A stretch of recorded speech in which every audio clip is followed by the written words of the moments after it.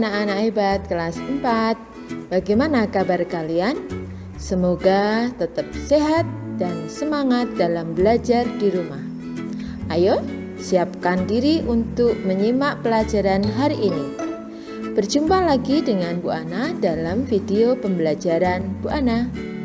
Hari ini kita mau belajar tentang bahasa Indonesia di tema 6, yaitu tentang cita-cita. Sudah siap?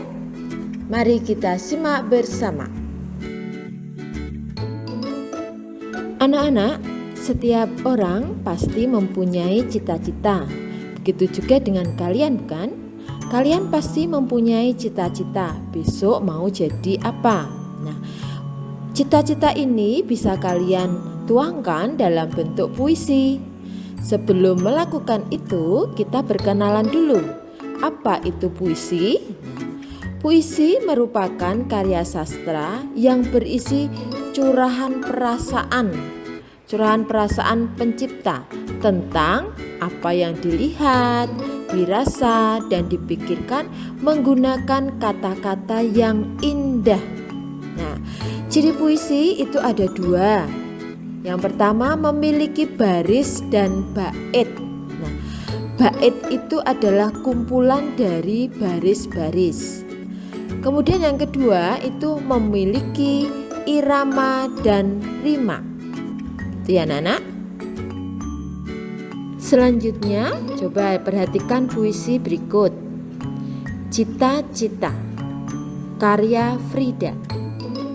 Pikiranku melayang ke suatu masa. Aku pun bertanya-tanya, mau jadi apa aku saat dewasa? Tiba-tiba aku berpikir tentang cita-cita. Nanti aku mau menjadi seperti apa?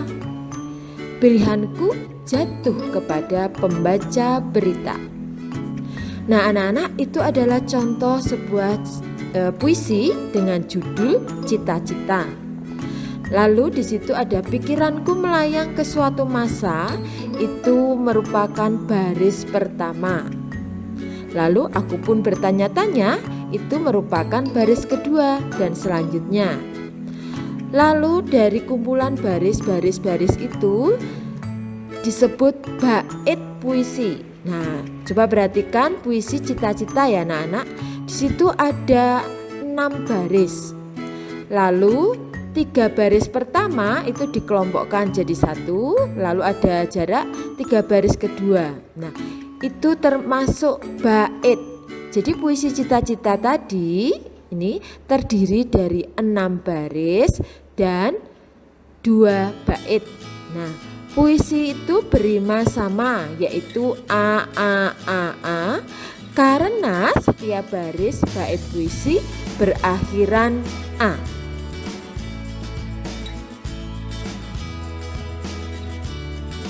Nah, anak-anak, kita mencoba belajar mengamati puisi ya.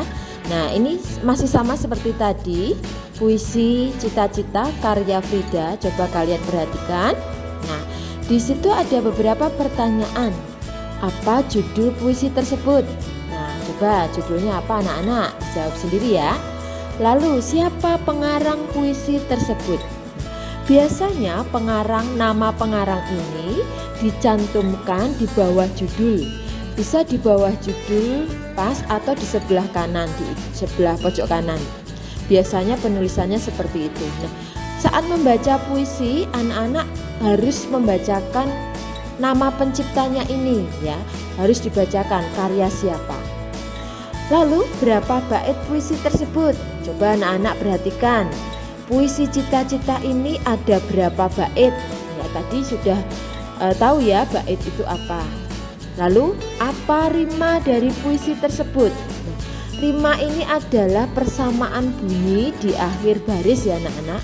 Jadi kalian bisa melihat dari puisi cita-cita ini kira-kira rimanya apa saja.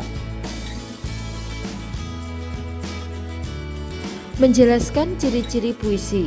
Anak-anak perhatikan beberapa ciri-ciri puisi berikut. Rima adalah persamaan bunyi yang ada dalam baris-baris puisi. Jadi di akhir baris puisi itu pasti ada persamaan bunyinya. Jadi itu namanya rima. Terdapat beberapa jenis rima dalam sebuah puisi. Coba perhatikan puisi yang pertama, belajar giat setiap hari. Di akhir baris bunyinya I. Tanpa jemu tak kenal waktu. Di akhir baris berbunyi U. Semua kukerjakan setulus hati. Kembali lagi di akhir baris berbunyi I. Demi mewujudkan cita-citaku. Nah, persamaan bunyinya U. Nah, baris pertama dan baris ketiga sama-sama I. Baris kedua dan baris keempat sama-sama U.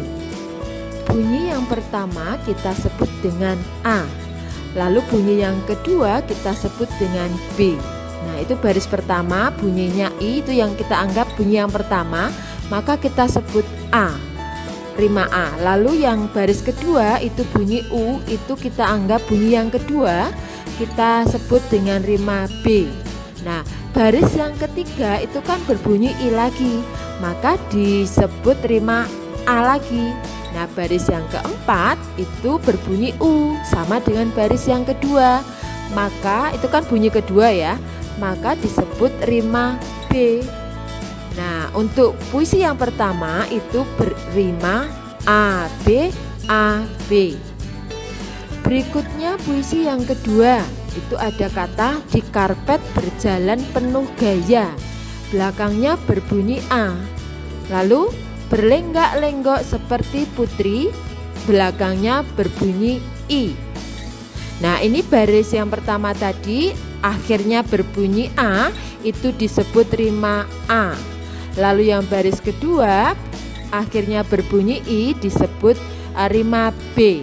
Nah, kenapa tadi yang puisi pertama baris pertama itu berbunyi I disebut rima A, sedangkan puisi yang kedua baris pertama berbunyi A disebut rima A juga, padahal kan berbeda. Nah, jadi gini anak-anak, setiap akhir bunyi akhir setiap baris itu kita sebut dengan rima A, meskipun itu bunyinya I, yang puisi satunya berbunyi A, selalu kita sebut rima A.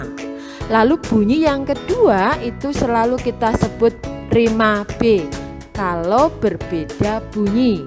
Tetapi kalau sama bunyinya, misalnya A semua atau I semua, ya rimanya sama ya. Jadi untuk puisi yang kedua itu sama dengan puisi yang pertama tadi, maksudnya menentukan rimanya ya. Jadi bunyi yang pertama kita sebut rima A, bunyi yang kedua kita sebut rima B.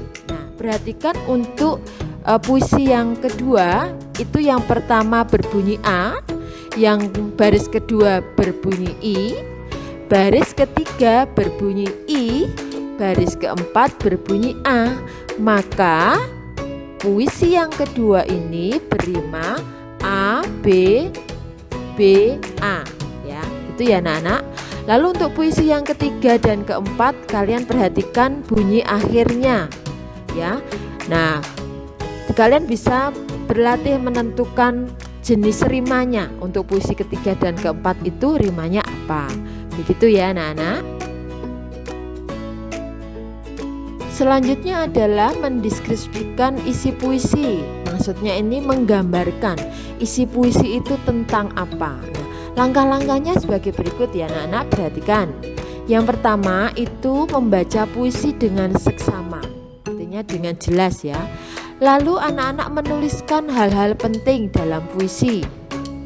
Kemudian menentukan tokoh dan peristiwa yang terjadi di dalam puisi tadi.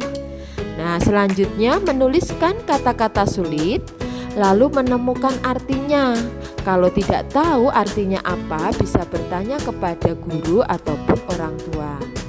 Selanjutnya bisa mendiskusikan puisi tersebut kepada teman atau kepada orang tua di rumah. Nah, anak-anak, saat kalian membacakan puisi itu harus tahu dulu apa makna atau arti yang terkandung dalam puisi yang kalian baca. Nah, ada beberapa hal yang harus kalian perhatikan dalam mencari makna dalam puisi yang kalian baca. Yang pertama, supaya kalian tahu maknanya, itu harus kalian bacakan puisi tersebut dengan seksama. Nah, bacalah setiap baris puisi, bait-bait puisi dengan cermat. Ya, pelan-pelan dengan cermat supaya kalian memahami apa toh makna dalam puisi yang kalian baca itu. Lalu yang ketiga, catatlah hal-hal penting yang disampaikan dalam puisi. Nah, lalu susunlah catatan-catatan tersebut dalam sebuah tulisan atau catatanmu menggunakan bahasamu sendiri supaya kalian mudah untuk menyampaikan makna dalam sebuah puisi tersebut. Selanjutnya anak-anak, nah misalnya suatu saat setelah kalian membaca puisi, gurumu meminta kamu untuk menceritakan kembali isi puisi yang kalian baca tadi. Nah, ini harus kalian bisa laksanakan ya. Lalu apa saja yang harus kalian perhatikan supaya kalian bisa menceritakan kembali isi sebuah puisi? Yang pertama, itu mencermati makna puisi setiap baitnya. Jadi tadi sudah dibahas mencari makna puisi seperti apa. Nah, di sini kalian harus mencari maknanya setiap baitnya supaya nanti bisa menceritakan kembali. Lalu makna tadi kalian tulis ya supaya nanti mudah untuk menyampaikan. Kemudian yang ketiga itu menggabungkan makna-makna yang ada dalam setiap baitnya tadi yang sudah kamu tulis, digabungkan jadi satu. Nah, lalu setelah digabungkan kalian bisa menyampaikan kira-kira isi puisi itu menceritakan tentang apa. Nah, anak-anak supaya lebih mudah, coba kalian simak ya. Ini ada kutipan satu bait puisi. Coba setelah kalian baca bait puisi ini, satu bait ini, kalian bisa menceritakan kira-kira tentang apa toh satu bait puisi ini. Disimak ya anak-anak. Nah, anak-anak hebat kelas 4 SD Marti Rahayu, selanjutnya kalian harus bisa menciptakan sebuah puisi. Jadi Bu Ana percaya anak-anak kelas 4 SD Marti Rahayu itu hebat-hebat semua. Jadi tidak hanya bisa membaca karya orang lain, tetapi bisa menciptakan sebuah puisi karya sendiri ya. Nah, lalu perhatikan anak-anak bagaimana cara apa saja yang harus diperhatikan dalam menciptakan sebuah puisi. Nah, di sini sudah dijelaskan ya, disimak. Yang pertama itu adalah menentukan tema. Tema puisi itu adalah topik utama atau gagasan pencipta dalam membuat puisi. Jadi mau tentang apa? Misalnya aku bercita-cita sebagai seorang guru. Jadi pasti temanya guru nanti ya dalam membuat puisi. Tema puisi itu bisa membantu kalian untuk membuat puisi tetap sesuai dalam lingkupnya. Jadi tidak melebar kemana-mana. Lalu yang kedua, melakukan observasi. Apa sih observasi itu? Nah, observasi itu seperti sebuah pengamatan ya. Jadi observasi ini bisa bermanfaat untuk mengembangkan imajinasi kalian, untuk mendapatkan inspirasi ya, mendapatkan kata-kata yang indah. Karena puisi itu kan harus disampaikan melalui kata-kata yang indah. Nah, observasi ini atau pengamatan dapat kalian lakukan dengan cara membaca buku atau melakukan perjalanan atau menyaksikan sebuah peristiwa atau kegiatan ya. Misalnya tadi Bu Ana bilang tentang guru, kalian bisa mengingat-ingat guru-guru kalian, lalu bisa merasakan apa yang guru-guru kalian lakukan kepadamu lah. Lalu bisa mungkin kalian mempunyai guru favorit. Nah, itu bisa menjadi inspirasi kalian dalam membuat sebuah puisi. Selanjutnya, di sini sudah dijelaskan langkah-langkah menulis puisi. Yang pertama itu siapkan alat tulis seperti kertas dan pulpen. Selanjutnya, seperti tadi menentukan tema dan judul puisi yang akan kalian buat. Setelah menentukan tema, selanjutnya memilih kata-kata yang sesuai dengan tema puisi. Seperti tadi Bu Ana bilang, itu kan kata-kata harus indah ya, karena puisi disampaikan menggunakan kata-kata yang indah. Lalu selanjutnya tuliskan puisi sesuai dengan imajinasi kalian. Setelah selesai ditulis, nah selanjutnya bacalah puisi buatanmu itu berulang-ulang, supaya kalian mengetahui kata-kata yang tidak sesuai yang mana itu bisa diganti. Lalu kata-kata yang perlu penjelasan itu yang mana ya. Jadi kalian nanti kalau diminta untuk menerangkan isinya, itu kalian bisa melakukan dengan baik. Menentukan pilihan kata dalam membuat puisi. Jadi perlu menggunakan kata-kata yang baik ya anak-anak. Di situ sudah diterangkan. Nah, yang pertama menggunakan kata yang bermakna positif. Yang kedua, gunakan kata ungkapan pujian untuk sesuatu yang indah. Lalu yang ketiga, menggunakan kata-kata yang santun atau sopan ya. Lalu selanjutnya menghindari kata-kata yang menjelek-jelekan, menghina. Itu tidak boleh ya, karena nanti bisa mengganggu orang lain. Lalu yang kelima, menggunakan kata-kata yang memiliki kemiripan bunyi agar puisi terdengar lebih indah saat dibaca. Misalnya keluh kesah, canda tawa. Itu permainan kata-kata saja ya anak-anak. Jadi supaya puisi lebih indah, itu bisa menggunakan kata-kata seperti itu. Lalu yang keenam, gunakan perumpamaan tentang objek yang ingin kamu ceritakan. Jadi misalnya menceritakan tentang pemandangan yang indah, kalian bisa menggunakan perumpamaan bagaikan permadani hijau ya, seperti itu, semacam itu. Nah, anak-anak pasti lebih pintar untuk mencari kata-kata yang indah.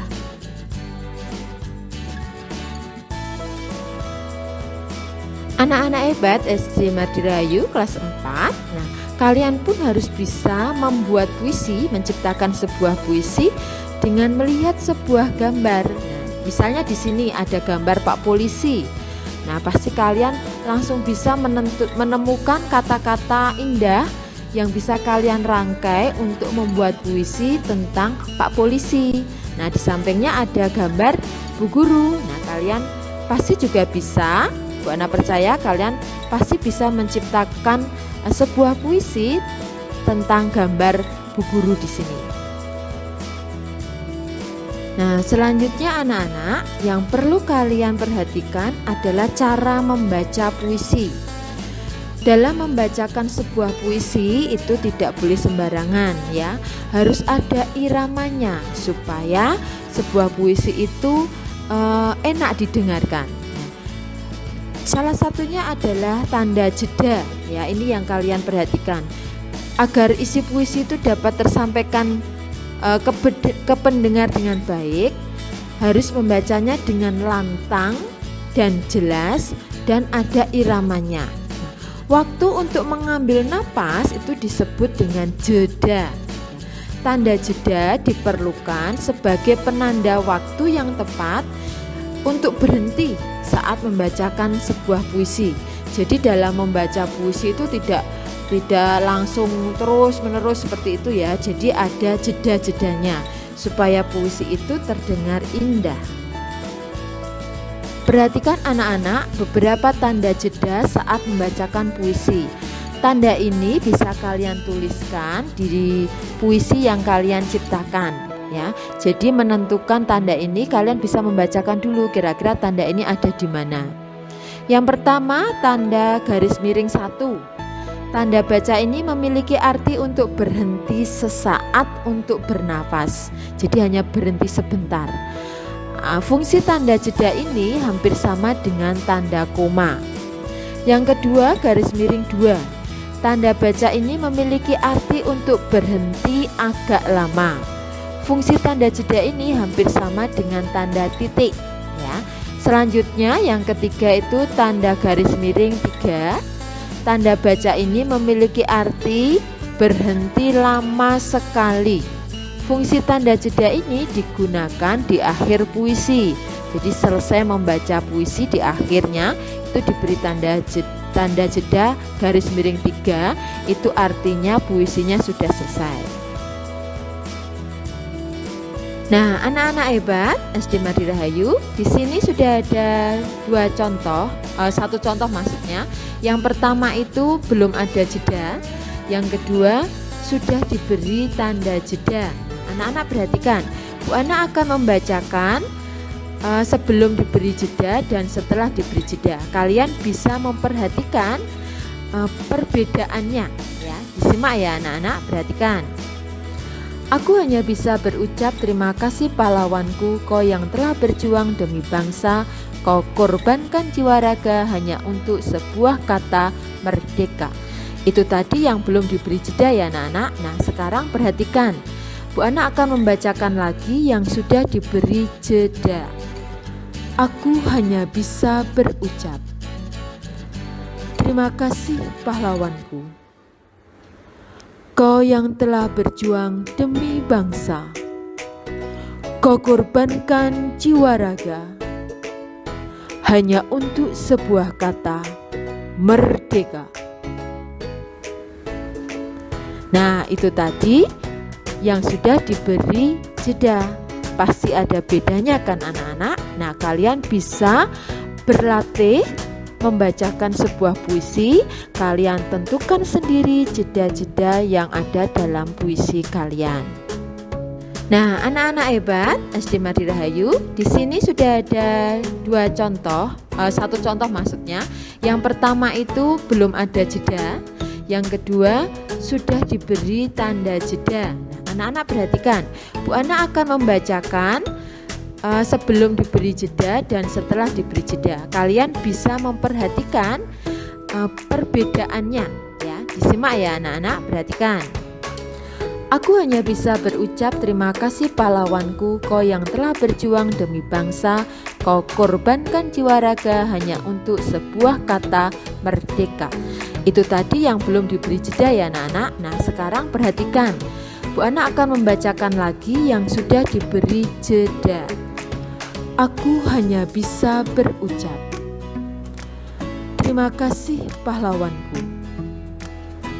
kau yang telah berjuang demi bangsa, kau korbankan jiwa raga hanya untuk sebuah kata merdeka. Nah, itu tadi yang sudah diberi jeda. Pasti ada bedanya kan anak-anak. Nah, kalian bisa berlatih membacakan sebuah puisi. Kalian tentukan sendiri jeda-jeda yang ada dalam puisi kalian.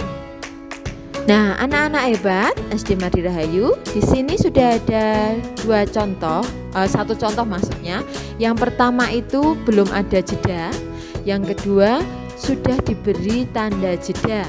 Anak-anak perhatikan, Bu Ana akan membacakan sebelum diberi jeda dan setelah diberi jeda. Kalian bisa memperhatikan perbedaannya ya. Disimak ya anak-anak, perhatikan. Aku hanya bisa berucap terima kasih pahlawanku, kau yang telah berjuang demi bangsa, kau korbankan jiwa raga hanya untuk sebuah kata merdeka. Itu tadi yang belum diberi jeda ya anak-anak. Nah, sekarang perhatikan, Bu Ana akan membacakan lagi yang sudah diberi jeda. Aku hanya bisa berucap terima kasih pahlawanku, kau yang telah berjuang demi bangsa, kau korbankan jiwa raga hanya untuk sebuah kata merdeka. Nah, itu tadi yang sudah diberi jeda.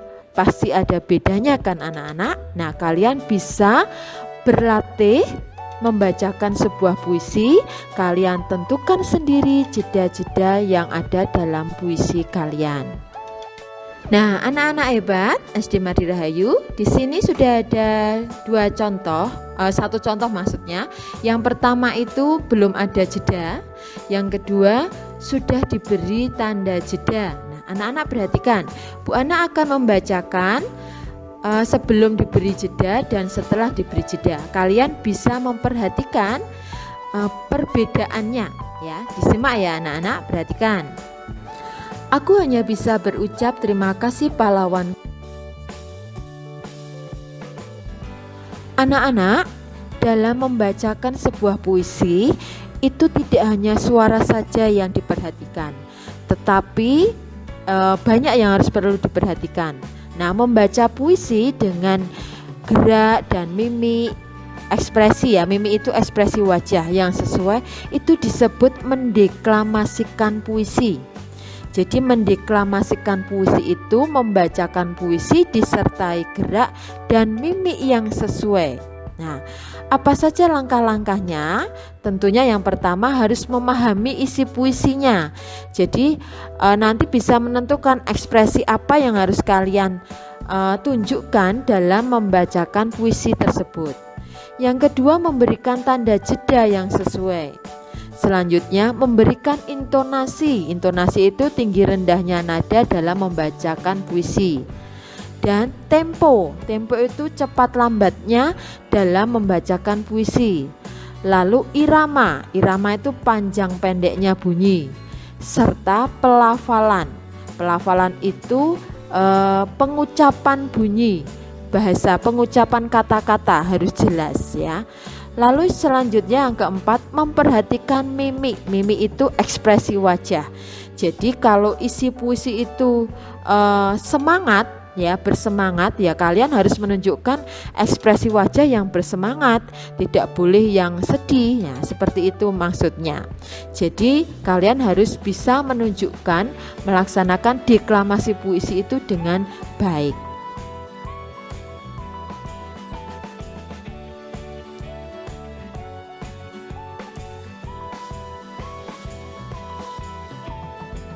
Anak-anak hebat kelas 4 SD Mardi Rahayu, selanjutnya masih ada beberapa hal yang perlu kalian perhatikan saat mendeklamasikan puisi.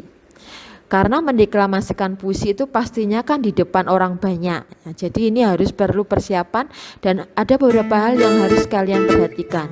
Yang pertama, sapalah penonton sebelum membacakan puisi. Yang kedua, sebutkan judul dan nama pengarang yang kalian deklamasikan puisinya. Lalu yang ketiga, jangan menundukkan kepala saat mendeklamasikan puisi supaya ekspresi wajahmu itu terlihat oleh penonton. Selanjutnya, membacakan puisi dengan lafal yang jelas, tidak terlalu cepat agar penonton pun mengetahui makna puisi yang kalian bacakan. Selanjutnya, bacakan puisi sesuai suasana yang digambarkan dalam puisi tersebut. Misalnya, suasananya senang, ya harus dengan ekspresi yang senang. Suasananya semangat, ekspresinya juga harus semangat. Begitupun jika suasananya sedih. Selanjutnya, ada baiknya kalian menghafalkan puisi yang akan kalian deklamasikan sehingga tidak perlu menggunakan teks, sehingga kalian bisa berekspresi dengan baik dan dengan bebas ya. Lalu setelah membacakan puisi, setelah deklamasi puisi, kalian ucapkan salam penutup kepada penonton ya, supaya penonton pun memahami, oh ini puisinya sudah selesai. Kalian tutup dengan salam penutup. Oke anak-anak, demikian tadi penjelasan tentang puisi. Cukup banyak ya, jadi kalian harus tetap semangat belajar. Ini dibaca pelan-pelan karena memang materinya agak banyak untuk bahasa Indonesia tentang puisi ini ya. Terima kasih anak-anak, Bu Ana percaya kalian tetap semangat dalam belajar. Ingat, tetap jaga kesehatan, makan makanan yang bergizi, lalu tetap melaksanakan protokol kesehatan menurut dengan orang tua ya. Tetap jaga kesehatan ya anak-anak. Terima kasih. Ketemu lagi di video pembelajaran yang lain. Sampai jumpa. Oke anak-anak, demi